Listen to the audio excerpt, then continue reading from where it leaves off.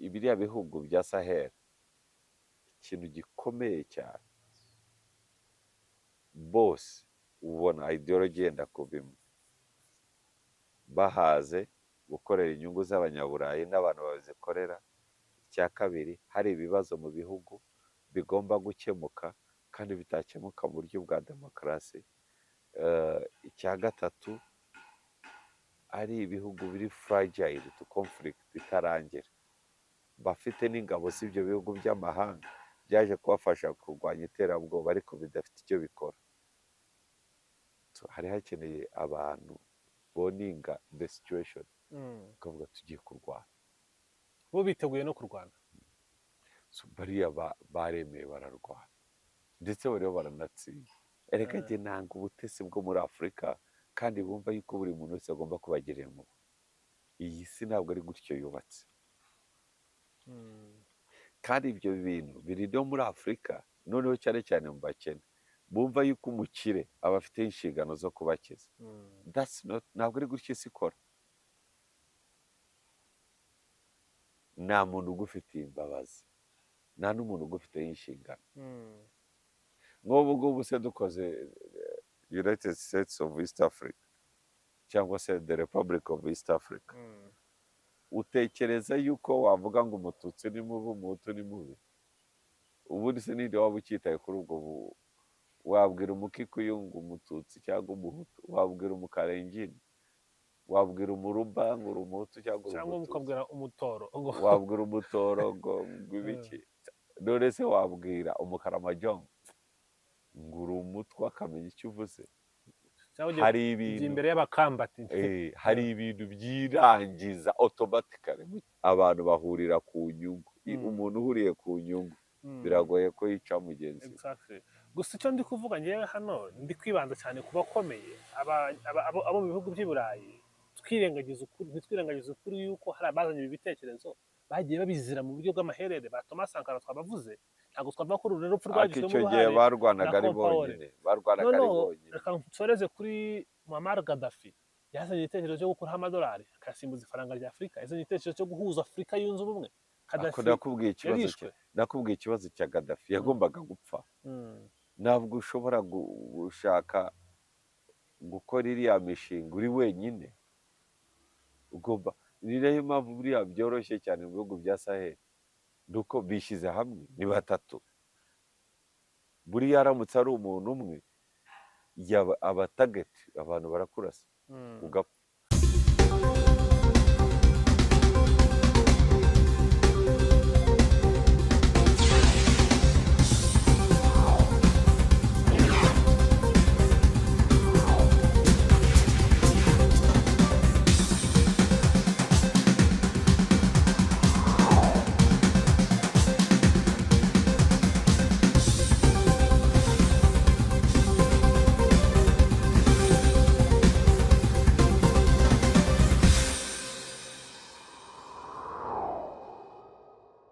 Yego, mwaramukanye amahoro y'Imana abakunzi ba National Radio aho muri mu bice bitandukanye by'isi. Twizere ko ijwi rya diaspora nyarwanda riri kubageraho neza nk'uko tubibifuriza. Turi kumwe na none na Bob Mugabe. Bob, komera cyane. Ese ubu ujya sinabaye mu diaspora? Niba diaspora ubwo aba diaspora bazareba uburyo bageze iwabo rimwe basure bagere garuke bameze kubijwe. Diaspora ariko bigira ikintu bisaba no saba mu diaspora bo mu Rwanda. Diaspora kari abanyarwanda baba mu ntara ya gatandatu. Just nago provoking kugira ngo twumvikanishe yuko diaspora ntabwo ari ubwoko. Ni abanyarwanda. Shatse wabishwe ry'u Rwanda. Natwe turi kandi muvuze na diaspora mwakongera diaspora y'u Rwanda. Kandi radio yacu yitwa One Nation Radio, ijwi rya diaspora nyarwanda. Ushaka duhindure slogan yacu? Ariko wowe uzajye ukongera kuri ijwi rya diaspora nyarwanda. Wowe gusa uravuga ngo ni ijwi rya diaspora nyarwanda. Nyarwanda ntabwo bivuga. Ndabivuga. Mugana ukuri, turishimye kuba turi kumwe nawe. Murakoze cyane. Uyu munsi ndagira ngo tuganire kuri byinshi bihari, cyane cyane ku bibazo biri ku mugabane wa Afurika. Turebe n'ibisubizo bishobora kuba byaboneka. Mu minsi ishize watanze igitekerezo uvuga uti ufite inzozi nka Martin Luther King z'uko umunsi umwe Afurika izaba idafite imipaka. budakeye kabiri tuba tubonye Alliance of Sahel States, ibihugu byo muri Sahel biriya byagiyeho kuri kudeta mu myaka nk'itatu ishize ine, Mali, Burkina Faso ndetse na Niger, baravuga bati twishyizeho na perezidanse izaba mu gihugu kimwe. Ziriya nizo nzozi wari ufite n'ibyo wavugaga? yego iriya ni Jesus Christ. there is what he said in Matthew, Hari ibyo yavuze muri Matayo, ndumva ari nk'ibice 17 avuga ko ibice 7, 8, 9 avuga ko ku bimenyetso bizaranga imperuka. avuga ibintu byinshi, aravuga ngo ibi nimubibona imperuka izaba itaraba, ariko azaba ari ukuramuko. Biriya rero byakozwe na Burkina Faso, Niger na Mali ni ukuramuko ko kwishyira hamwe kw'ibihugu bya Afurika.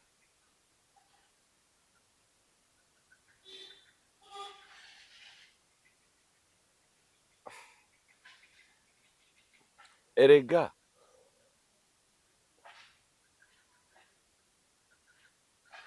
kutishyira hamwe cyo biratuma Afurika itanga ikiguzi cy'umurengera.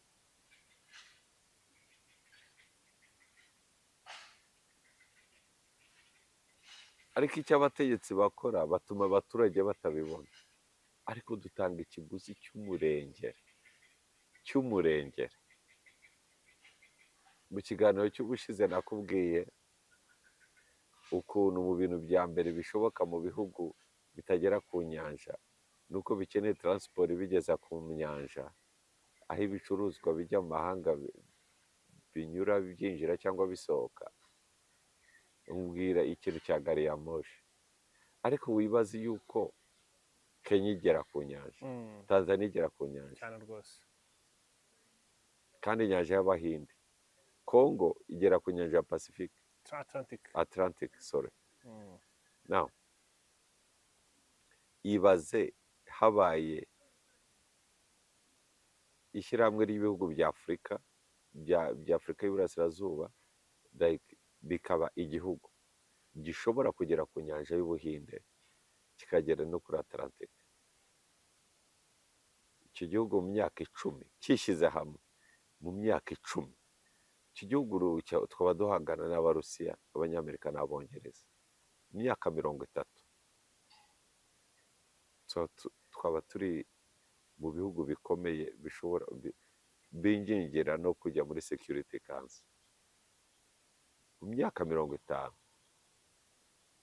twaba dukora voyage dushatse no muri Mars. Tekinoloji twaba dufite n'ubukungu cyo mu Kinyarwanda twita ubugiri. Aba ari ubukungu ariko buvanze n'imibereho myiza n'ubuzima buzira umuze. Niho ba Rwabugiri bakomoka. Ba Rwabugiri nyine.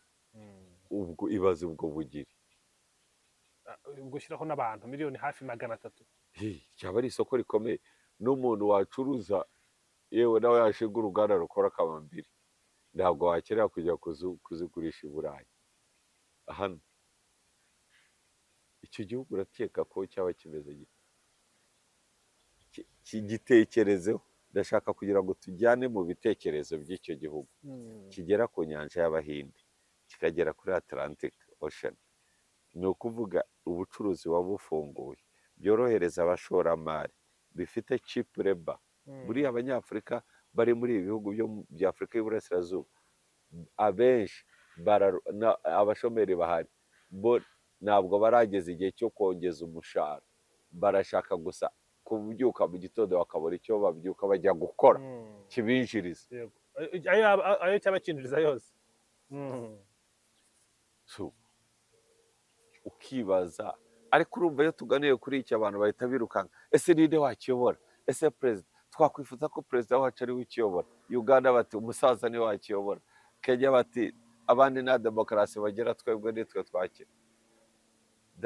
abo bose tubanje tukanabashyira abo bazi, hakaba kampeyini ziri free and fair, tukagendera kuri ya migabo n'imigambi y'umuntu ushaka guteza imbere, wumva neza uyu muungano wa nchi za Afrika ya Mashariki, jamhuri ya muungano ya nchi za Afrika ya Mashariki ukuntu yaba imeze, a giant, kiba ari igihugu gikomeye gikomeye cyane, kimeze nka za Amerika. Amerika niyo ikora kuri Atlantic na Pacific rwose. Icyo gihugu ntabwo gishobora kumara imyaka 10 kitari mu bihugu bikize ku isi. ariko reka tuvuge dutanga ingero kuri iriya Urabona abantu bava, uza abantu bava muri Kenya batanga ruswa bashaka kujya mu bihugu by'i Burayi, ni benshi. mu Rwanda uzi ko bamwe baburana opportunity, nuza Kongo nubizi bamwe babimuze bakemera kugira ngo bazagere. This would be powerful than US. Ibaze Tanzania bafite minerals, bafite amabuye y'agaciro. yego. Kenya they are very good business people. Amabanki yabo ni nayo araninga mu Rwanda na Kongo. Uganda ikazana production yabo, they are so good in food. Uburi Burundi ni igihugu cyiza kibonye politike nzima, kirera, bagira imbuto, bagira imbuto isa n'u Rwanda, bazanemo n'ikintu cyabo cya military might, n'ubusirimu. Muri ibi bihugu by'uburasirazuba ubusirimu bubarirwa i Rwanda, actually mu bihugu bya Afurika turi mu bihugu 5 by'ubusirimu, turi aba mbere, ariko turi mu bihugu 5. Nyuma za Botswana, Mauritius, na Seychelles na za Algeria. Algeria ni abasirimu cyane, Tunisia ni abasirimu barenze. Uburyo biyumva ko bari n'abanyaburayi atari bakiri abarabu, n'ikipe zabo baba bashaka ko zijya gukina muri shampiyona y'Uburayi. ahubwo mvuze ku ikipe mu Misiri hari umukino wa Al-Ahly n'indi kipe ikomeye yabo, baravuze bati rero ntabwo tuzasifurirwa n'umunyamisiri. Bahamagaye umusifuzi wo muri Espagne usifura muri La Liga, niwe uzaza kuwusifura. Amategeko se ko ari hamwe, ariko ahubwo baba bavuga umuntu umwe atazazana amarangamutima ngo avuge ngo ndafaniye cyangwa ndafaniye. Ubundi icyiza cy'uwo musifuzi ugomba kumuzana umunsi umukino uri bube akaba aribwo ageze mu gihugu, uri bube nka saa 8 akagera mu gihugu mu gitondo, agafata amasaha yo kuruhukaho, ntagire n'ahasura, akahava ajya ku kibuga kugira ngo ntihagire amarangamutima nawe. So ngo rukomeje ku busirimu, integration ya East Africa ukuntu yaba ifite diversity y'abantu, Kenya aba businessman, Uganda aba producers, Burundi barera, Rwanda bafite military might n'ubusirimu, DRC katuzana amabuye yabo y'agaciro, na Tanzania bakatuzana n'umuziki wabo. Buriya DRC ku muziki n'abambere rumba yabo iteye ubwoba, rumba yagiye no muri and their attitude of having fun regardless what. Sapology yabo ibintu bya fani yabo biriya irareze. Ukazana Tanzania, they are the coolest people, ntabwo ushobora kumenya ibyo batekereza, ibyo bashaka n'ibyo badashaka, ariko na politike yabo iri ku murongo. Ukazaniye wazongera kubona muri East Africa hari umuntu, a country called the Republic of East Africa, wazabona umuntu urara utariye, bishoboka, ntibyashoboka.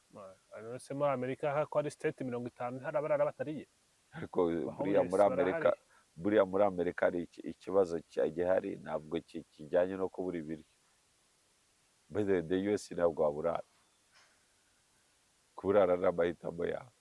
Hari ibintu muri US turashobora kuvuga ngo wabuze aho uba, icyo urya, yenda ushobora kubura icyo ukora, bakagwa n'amafaranga makeya y'abantu batari employed.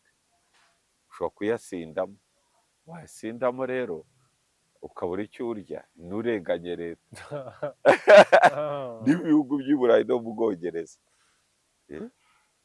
Rero usabirirwa bayanywa za Hennessy bakifotoza kuri social media cyangwa bakayaryohamo akabadipotinga after some time akabageti karako bamwe barazezegeye bashaka kubaho badakora bari kuri izo hari n'aba addicts ba heroin.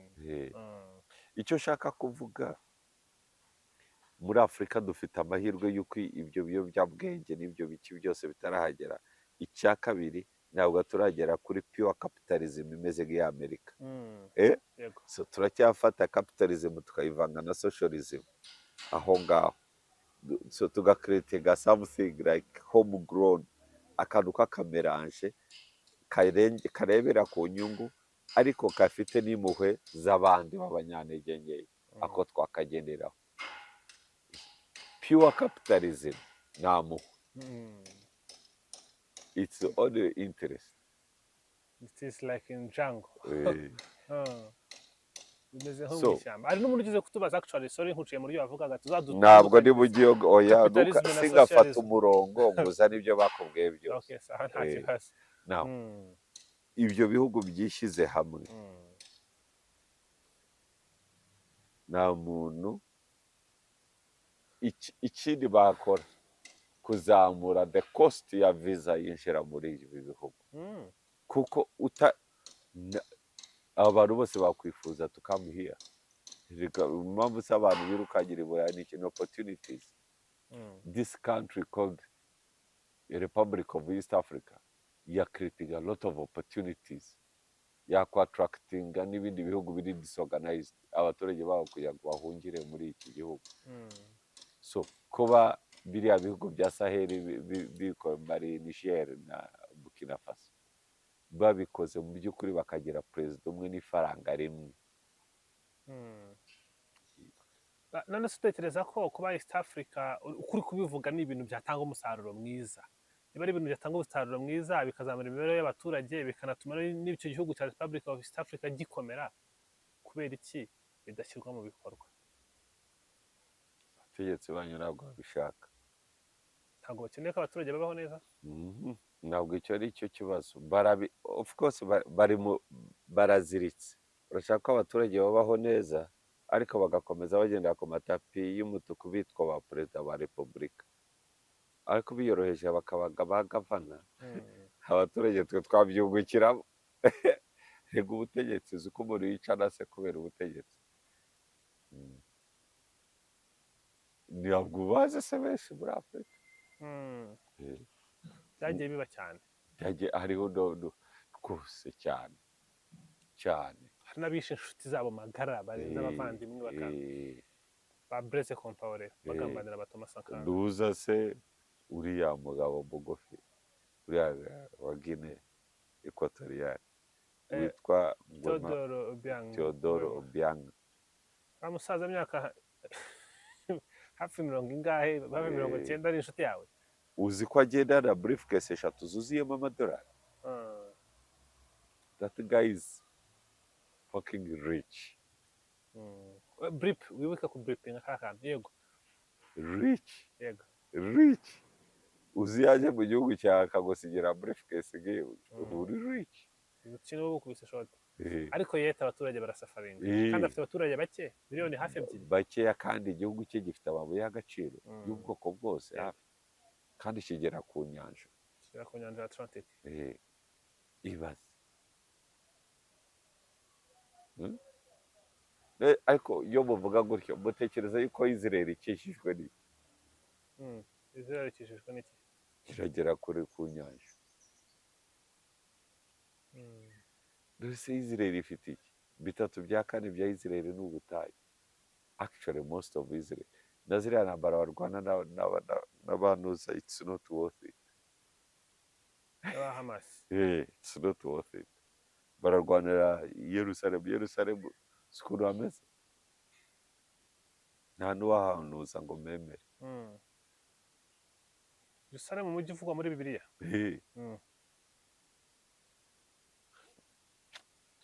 none se erega n'ubutahe ako these guys are so smart, like smart. Nagiyeyo urabona kwa kundi imvura igwa ntabwo igwa kenshi kandi igwa agahande kamwe, iyo iguye uruzi rwose amazi yose atakaye hasi agatemba agendera mu mapayipu, agendera mu mapayipu yose bakayatiritinga bakayagarura mu marobine abantu bakayanywa.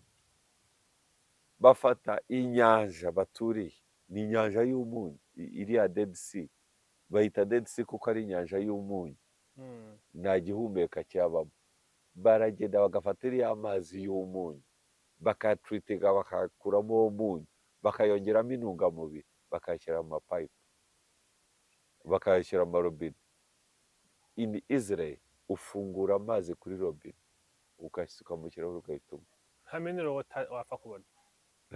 Amazi yo muri robine aba ameze neza kandi avuye mu nyanja, aba ameze neza kurenza mineral water. bakanayuhiza n'imyaka. Reka uzayo buhise imyaka amazi yo mu matuwarete araduflashinga.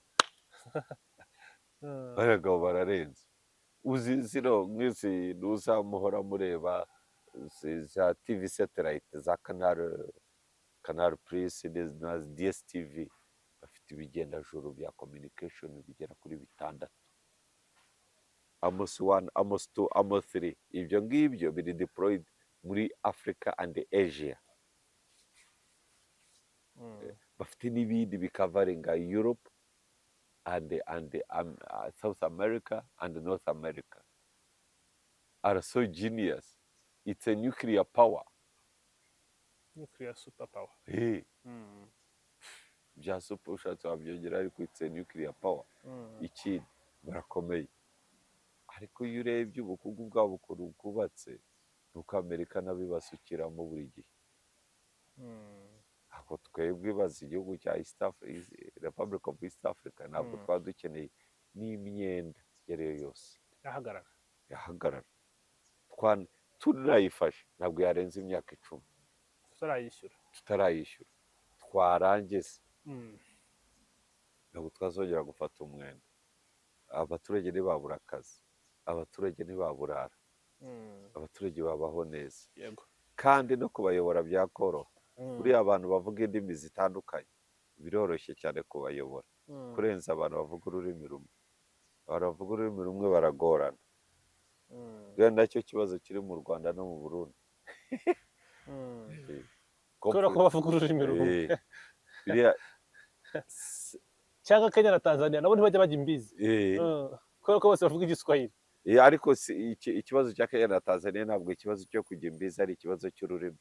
Oya, ni ikibazo cya competition, political and economic competition, and that's healthy. In diplomacy, that's healthy. Ikibazo cya competition mbi ni competition iri military izanamo na violence. That's bad.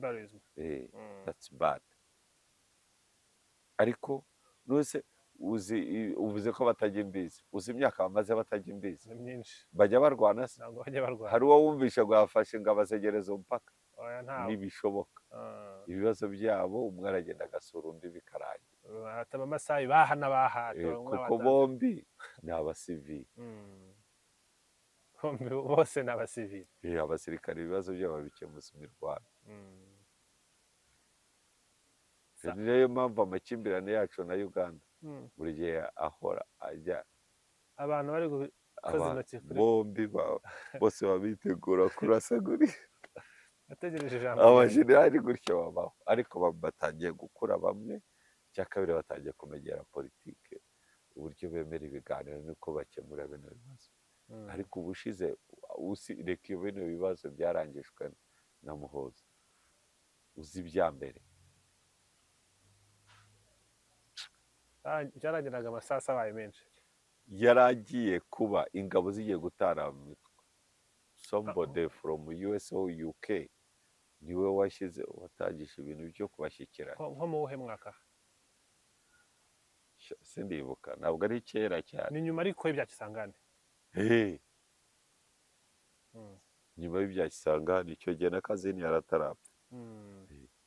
Ariko ubwo bapfaga iki? agasuzuguro, gusuzugurana. Urebye muri politike se bapfa iki? Ntabwo ari n'ikintu cyadaje. Ni ego. Ego ni agasuzuguro. Umwe ntabwo anyubaha, n'umwana kuri yewe, undi ntabwo uri data, iki ni igihugu cyigenga, umwe ndakomeye nanjye ndakomeye, undi ufite ingabo zikaze nanjye njye nakomeye nitwaga. Ni ibintu biranga bitarimo na kashi, bitarimo n'amafaranga. noneho ibyo bintu okay, that's political competition, ariko ibyo bintu nabyo bakashaka kubizana muri economic competition. Rero barangiza inzego z'ubutasi iyo zibonye conflict nk'iyi ntabwo zakwemera irangira, zikaba zihungukiramo cyise kuba ibihugu donc tuvuge igihugu tuvuge ibihugu byegeranye, iyo bitangiye amakimbirane inzego z'ubutasi zizamurirwa bishe. kuko ziba zigiye gukora akazi.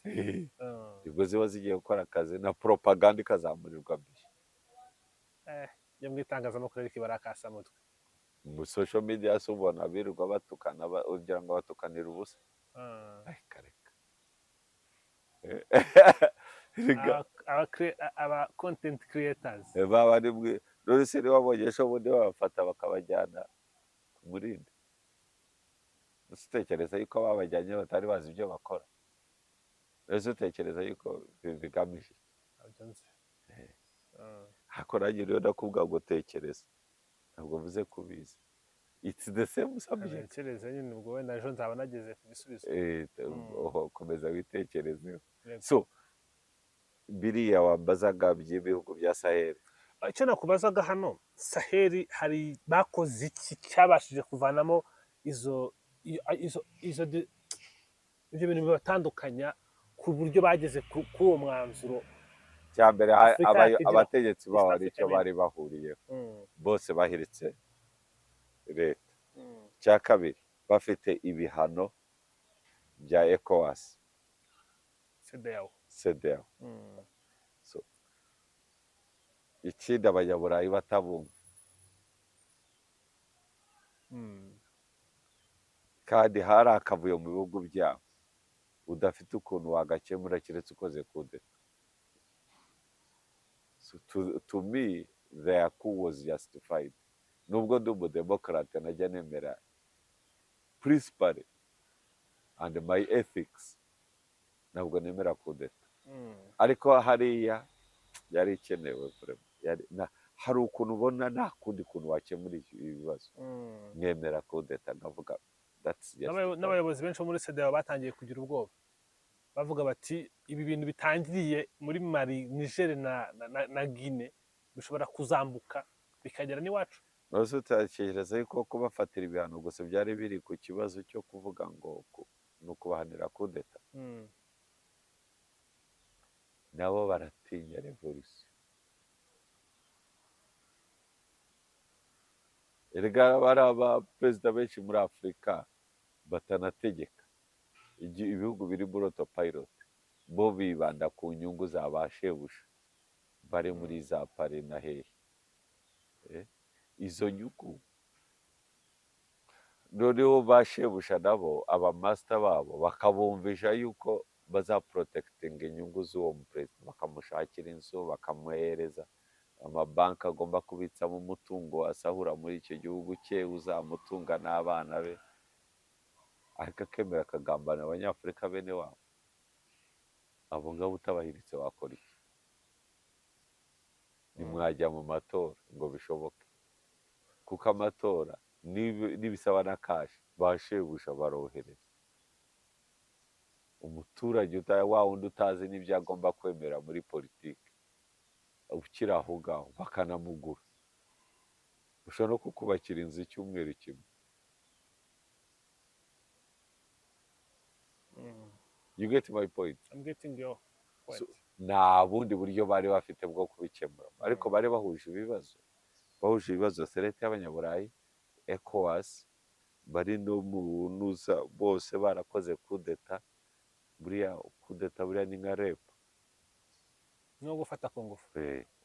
Ni kimwe na viyore. buriya ufashe ubutegetsi ukoresheje viyore ni nko basi reka byoroshyeho, ni nko guterura umukobwa mutaziranye gusa mugakoresha imbaraga mukamuterura ukaza ukamugira umugore. ni kimwe, kudeta ni gutya. ariko hari uburyo ubibona ukasanga nta kundi wabikemura. so bari bahuje ibibazo, abantu bahuje ibibazo biroroshye kwishyira hamwe. none se iyo threat iri kuvuga y'abanyaburayi twavuga ko bayegeje ku ruhande cyangwa nabo baracyari kugerageza kuko ugeze kubivuga utanga urugero kuri DRC uvuga amakosa Tshisekedi ari gukora ko no kwitambika inyungu z'abanyaburayi biri mu bizamukoraho. Ntekereza yuko sinzi impamvu ibyo bigari, ariko njye ntekereza yuko ibiriya bihugu bya Sahel ikintu gikomeye cyane,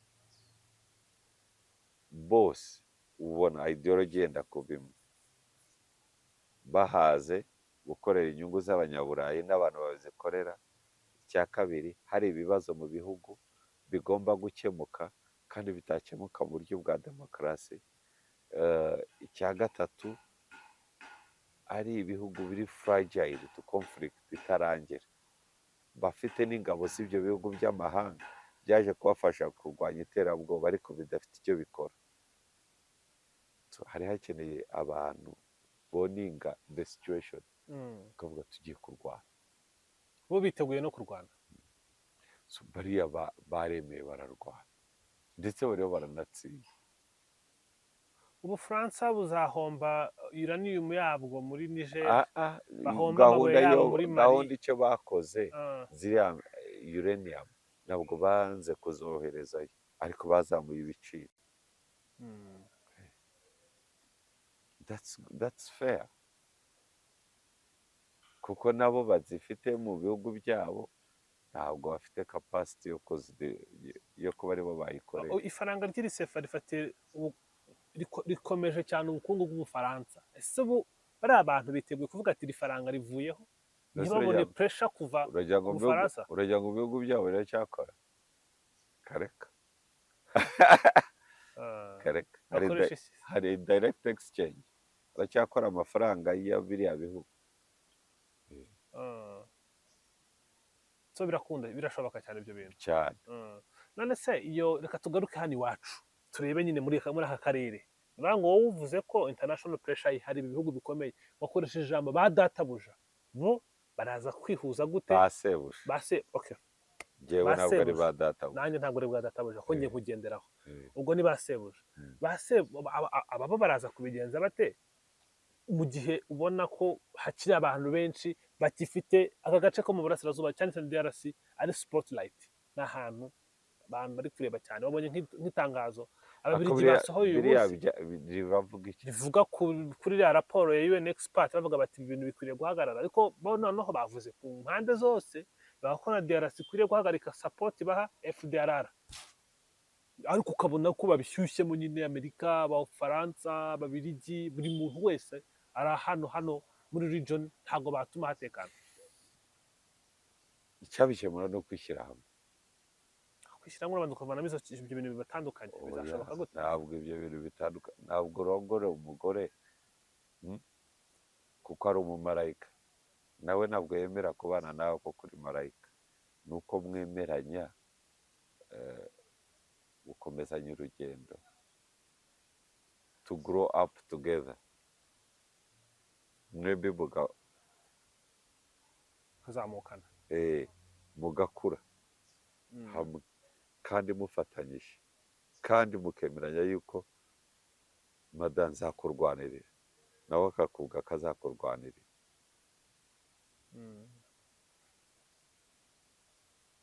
usibye ko ibibazo bimwe bihari by'akavuyo bimwe biraterwa n'ibintu by'imiyoborere. ariko haravuga ko iyo miyoborere hari akandi kaboko kaba kayiri inyuma kari invisible. ariko nisanga utetse inyama n'imiceri n'amafiriti uri aho wabuze imbaraga zo kubyirira, jyewe nkaza nkabyarura nkirira ikibazo kiri by'indangare. erega jye nanga ubutesi bwo muri Afurika kandi bumva yuko buri muntu wese agomba kubagirira impuhwe. Iyi si ntabwo ari gutyo yubatse, kandi ibyo bintu biri no muri Afurika, noneho cyane cyane mu bakene bumva yuko umukire aba afite inshingano zo kubakiza. Ntabwo ari gutyo isi ikora. Nta muntu ugufitiye imbabazi, nta n'umuntu ugufiteho inshingano. Gusa ikintu kigomba gukora ni kimwe. Yego tugomba kugira indangagaciro bwa sosiyete tugafasha abanyantege nke, ariko abanyantege nke nabo bigomba kwirwanaho bakagira, niba ufashije umuntu ukamugurira inkweto yigurira amasogisi. yigurira amasogisi. Kongo kariya kavuyo nta muntu, abandi bose basahurira mu nduru bayisahurira kuko induru yabaye. Ariko nyine ntabwo turi bwirengagize politike yafashije abanyaburayi kuyobora Afurika. Ese what's your point? Nyine ndi kuvuga ngo hari division abanyafurika bazaniwe kugira ngo babone uko none se barurinda. urashaka kuvuga ko tutayitsinda? Ziracyahari already, nta None se tribalism urashaka- iracyahari mu karere. ariko niyo ndakuvuga ko zatsindwa. Turahera he? Kuko jani y'intambwe igihumbi hera byibuza kuri step 1 for you. Step 1 ni iyi. Wowe nkawe Abdullah, hari ikibazo ufite ku mukongomani? Abakongomani ndanabakunda actually. Utekereza yuko ugiye muri Kongo ugahura n'abashi bo muri Kongo wagerayo ukaburara? Biterwa muri iyi minsi ku munyarwanda, hari ahantu wajya bakakurya ukavuga bati uyu nguyu ni maneko. Muri iyi minsi ntaho najya, to be honest. Okay. Ariko muri iyi minsi impamvu utajyayo ntabwo ari uko umukongomani ari mubi, ni uko hari conflict. Nuko hari conflict, yego.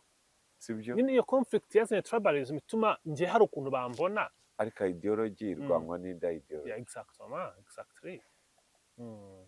Icyo ushaka kuvuga cya mbere kinakomeye muri ibi bintu, Yego. ni uko buriya iyo tuvuga ibintu bikomeye byahuza Afurika, byahuza ibihugu, ukazanamo utubazo duto na conflict zimwe ziri complex, ntabwo uba ukemuye ikibazo.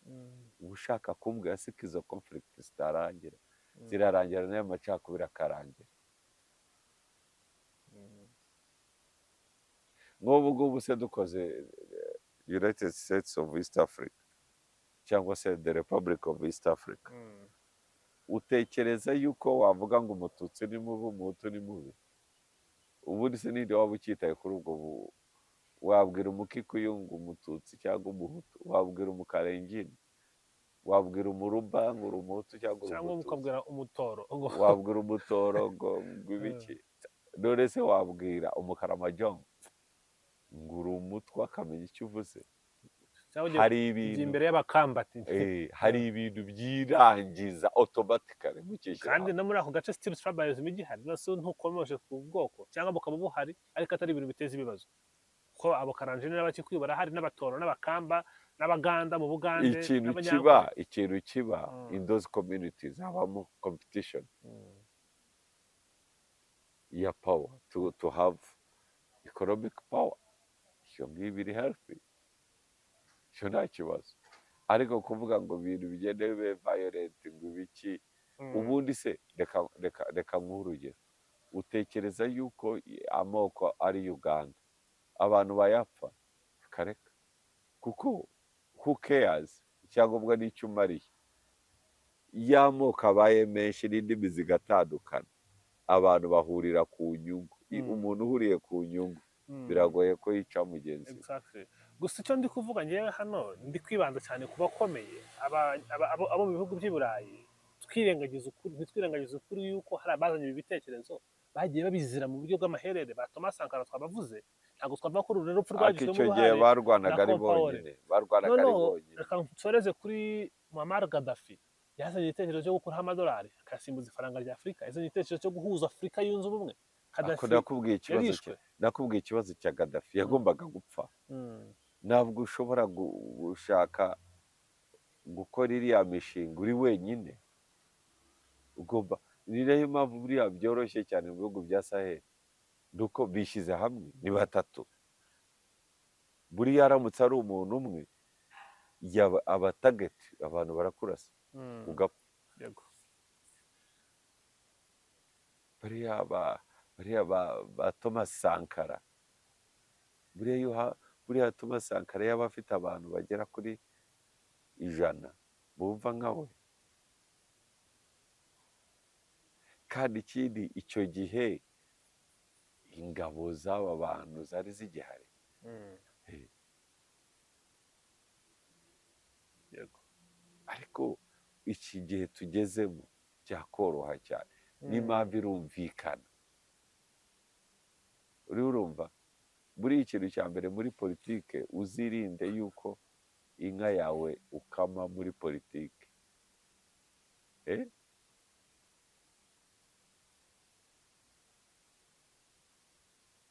ibyara igihe kitageze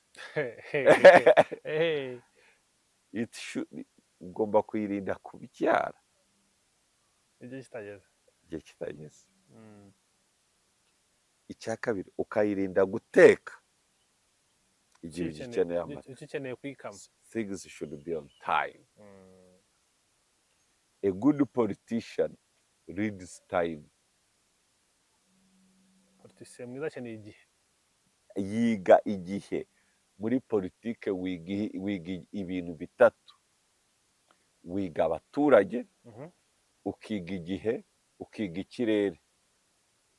umwuka w'ikirere cya politike uhuha buri muyaga wayo, uhuha buri munsi kandi werekeza mu byerekezo bitandukanye. So you need to read the time. yego iyo udashoboye to read the time uranapfa bakakwibagirwa no mu mateka bamwe ari bakwandika. ukazaba nkaho utabayeho. kandi urumva ko uri umuntu ukomeye. soma igihe.